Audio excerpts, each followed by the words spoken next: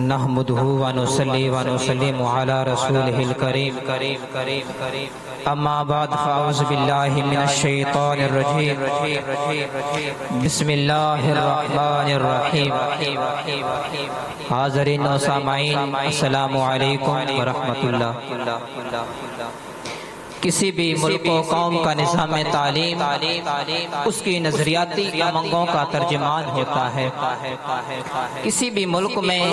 اگر کسی ملک میں انگریز کا تسلط یوں قائم کیا گیا ہو کہ انگریز کے جانے کے 70 برس بعد بھی ان کا دیا گیا نظام ہی لائق عمل سمجھا جا رہا ہو، اور ایک طرف لارڈ میکالے کو اپنا آئیڈیل مانا جانے پر فخر گردانا جا رہا ہو، اور دوسری طرف آکسفورڈ کے مرتب شدہ نصاب کے ذریعے نو نہالان ملت کے ذہنوں کو مفلوج کیا جا رہا ہو، وہاں علم و حکمت کے سوتے کیسے پھوٹ سکتے ہیں؟ اس لیے تو حضرت اقبال نے فرمایا تھا، گلا تو گھونٹ دیا اہل مدرسہ نے تیرا، کہاں سے آئے صدا لا الہ الا اللہ۔ حالات کی ان چیرہ دستیوں کا بنظر غائر مطالعہ کیا جائے تو یہ حقیقت روز روشن کی طرح عیاں ہوتی ہے کہ فکری پس ماندگی اور ذہنی مفلوجیت ہمارا مقدر بن چکی ہے۔ اس قوم کے نوجوان کبھی جسور و غیور ہوا کرتے تھے اور ستاروں پہ کمندے ڈالنے کا اپنا محبوب مشغلہ خیال کیا کرتے تھے، آج وہی نوجوان ڈیجیٹلائزیشن کو اپنا وتیرہ حیات گردانتے ہیں۔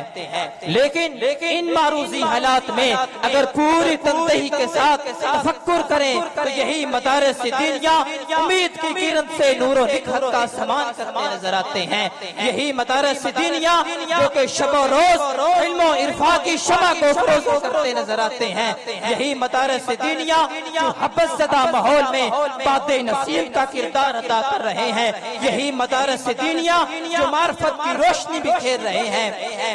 جس ماحول اور دور میں یہ مدارس دینیا کو جہالت کی فیکٹریاں کہنے والے خود دعائے قنوت نہ سنا سکنے پر سوری کہتے ہوئے نظر آتے ہیں، اس ماحول اور دور میں یہ مدارس دینیا حقیقی طور پر اسلام کے کلے ثابت ہو رہے ہیں۔ اس لیے تو کسی شاعر نے کہا تھا کہ جنہیں حقیر سمجھ کر بجھا دیا تھا تم نے، جنہیں حقیر سمجھ کر بجھا دیا تھا تم نے، یہی چراغ جلیں گے تو اجالے ہوں گے۔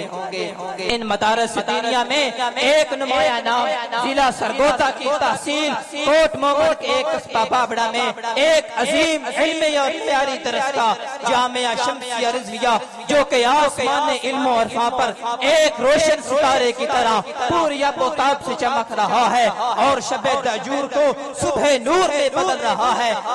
یہ وہ جامعہ ہے جو ایک عبقری شخصیت رئیس المدرسین عمدۃ المحققین حضرت ابوالفضل حاجی مفتی محمد اللہ دتا سیالوی صاحب کی عظیم کاوشوں کا ثمر ہے، اور ان کی آئے سرخیزیوں کا منہ بولتا ثبوت ہے۔ یہ وہ جامعہ ہے اس کا قیام 1976 میں عمل میں لایا گیا اور اس وقت سے لے کر قادم زیست خدمت دین متین میں مصروف عمل ہے۔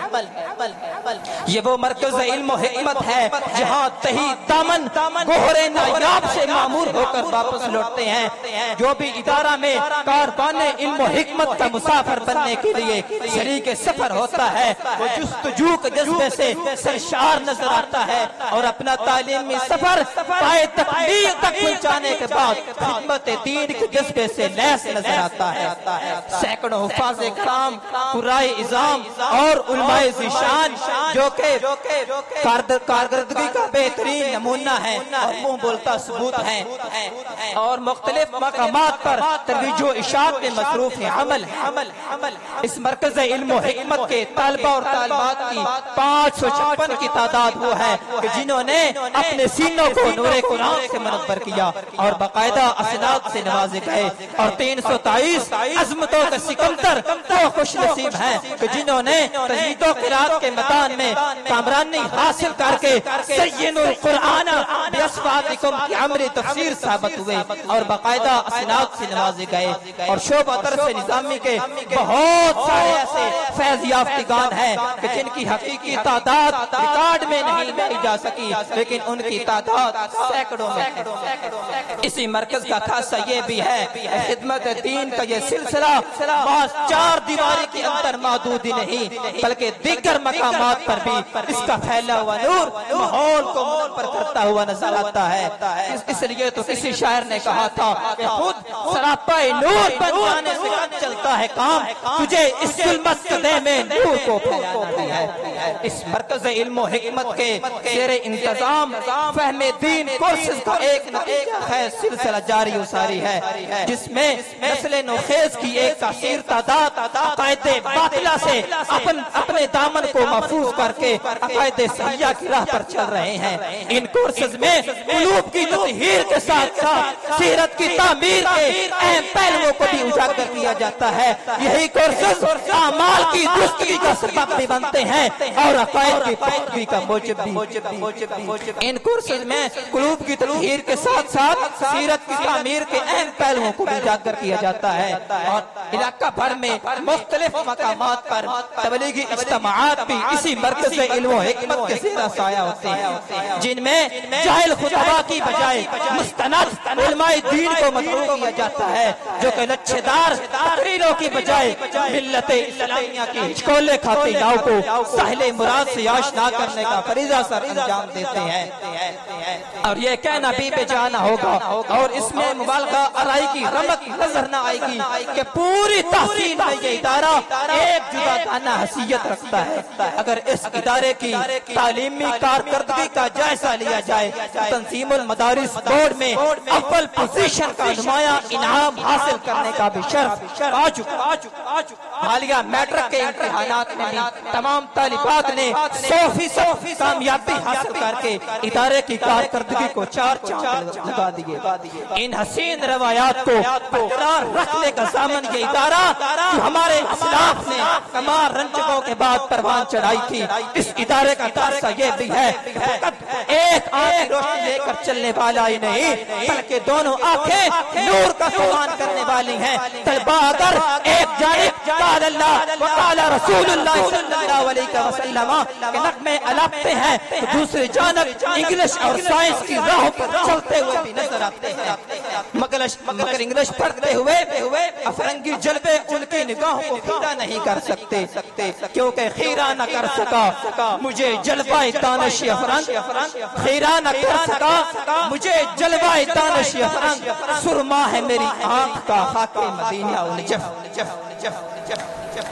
وطن عزیز پاکستان کی عقیدت و محبت کا اظہار اور اس کا نمایاں انداز اس مرکز علم و حکمت کے دور دیوار میں اجاگر کیا جاتا ہے۔ 14 اگست کے موقع پر جشن آزادی کا حسین پروگرام بڑے ہی قصب و احتشام کے ساتھ منعقد ہوا، جس میں وطن عزیز پاکستان کے ساتھ بے مثال اظہار محبت کیا گیا۔ اس پروگرام میں صدا سلامت پاکستان تا قیامت پاکستان کے نعروں سے ماحول میں آراستگی کی ایک نئی روح پھونکی گئی۔ غرض یہ کہ ہر اعتبار سے یہ ادارہ کامرانیوں کا ایک خوبصورت حوالہ ہے جو کہ ترقی کی راہ پر گامزن ہے۔ تو آئیے اس مرکز علم و حکمت کے ساتھ اپنی وفاؤں کا عہد کریں۔ والسلام۔ اس کے بعد دعوت خطاب دیتا ہوں حضرت علامہ مولانا مفتی محمد زاہد عمران مصطفی صاحب سے کہ وہ آئیں اور اپنے خطاب سے ہمارے قلوب و اذہان کو منور فرمائیں۔